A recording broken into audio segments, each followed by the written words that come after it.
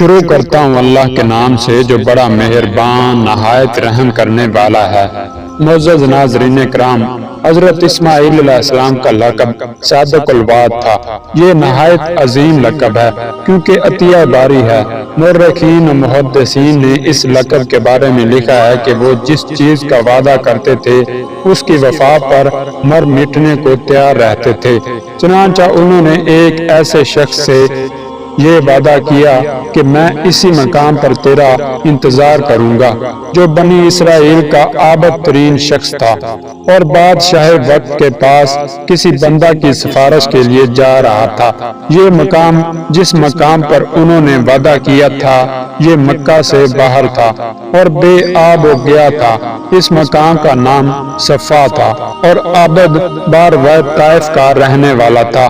غرضیہ کے عابد وعدہ وعید کے بعد بادشاہ کے پاس پہنچ گیا اور اس کی خواہش میں وہی تھوڑے عرصہ کے لیے مقیم ہو گیا۔ وہاں ٹھہر جانے کے بعد وہ یہ بات بالکل بھول گیا کہ میں نے اسماعیل علیہ السلام سے جلد واپس آ کر ملنے کا وعدہ کیا ہے اور ان سے وعدہ لیا ہے کہ وہ اسی مقام پر ٹھہرے رہیں جب تک میں واپس نہ آؤں۔ حضرت اسماعیل علیہ السلام جو وعدہ خلافی نہ کر سکتے تھے اسی جنگل میں انتظار کرتے رہے یہاں تک کہ 1 سال گزر گیا۔ خدا نے اسی دوران میں دان پانی کا چشمہ جاری فرمایا، بادل کو سایہ فگنی کا حکم دیا، گھاس کھانے کے لیے پیدا کی۔ وہ اس جنگل میں چشمہ سے پانی پیتے تھے، گھاس وغیرہ کھاتے تھے اور بادل کے سائے میں عبادت خدا کرتے تھے اور سوتے تھے۔ 1 سال گزرنے کے بعد اتفاقاً بادشاہ عازم سفر ہوا اور اس کے ہمراہ وہ عابد بھی تھا جس سے وعدہ پر حضرت اسماعیل علیہ السلام 1 سال سے جنگل میں پڑے ہوئے تھے۔ یہ عازمین سفر چلے جا رہے تھے کہ راستے میں وہ جگہ آ گئی جس جگہ حضرت اسماعیل علیہ السلام قیام پذیر تھے۔ اس عابد کی جو ہی نگاہ حضرت اسماعیل علیہ السلام پر پڑی وہ چونک اٹھا، اسے اپنا وعدہ یاد آ گیا۔ فوراً دوڑا ہوا اسماعیل علیہ السلام کے پاس گیا اور عرض کرنے لگا کہ آپ اس وقت سے اب تک اسی جگہ ہیں؟ آپ نے فرمایا ہاں اسی جگہ ہوں۔ تم نے نہیں کہا تھا کہ جب تک میں نہ آؤں آپ میرا انتظار کریں، اور میں نے وعدہ انتظار کر لیا تھا۔ اس نے بڑی معذرت کی اور بادشاہ سے سارا واقعہ بیان کیا۔ بادشاہ بھی اس اہم کردار سے حیران رہ گیا۔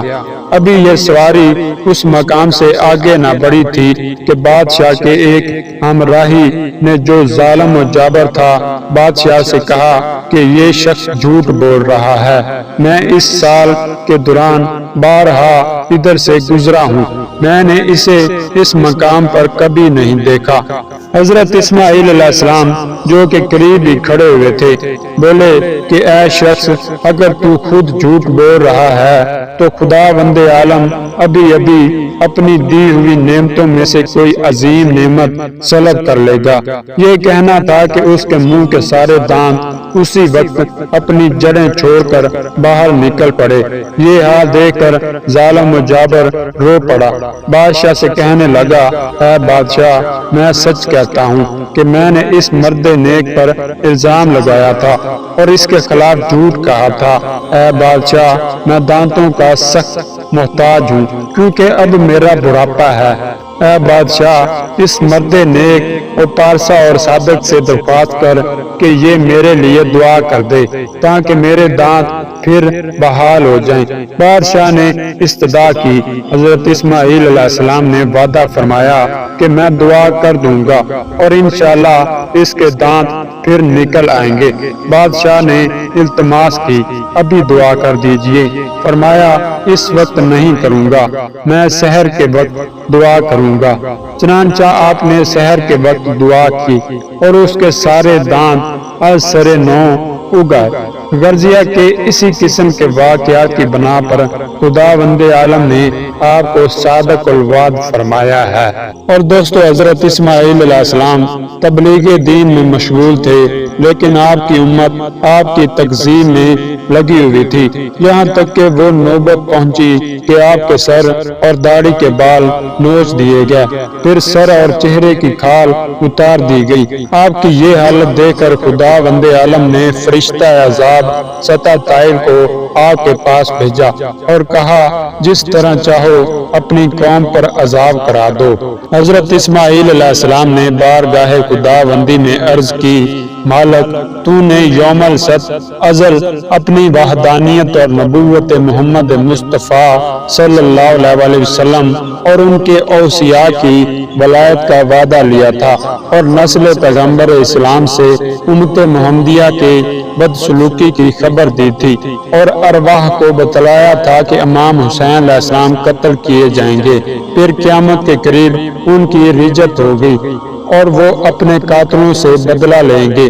میرے پالنے والے، میں اس وقت کسی سے بدلہ نہیں لینا چاہتا، تمنا یہ ہے کہ مجھے امام حسین علیہ السلام کے ساتھ واپس لے آنا، میں اس وقت اپنے ستانے والوں اور قاتلوں سے خود بدلہ لوں گا۔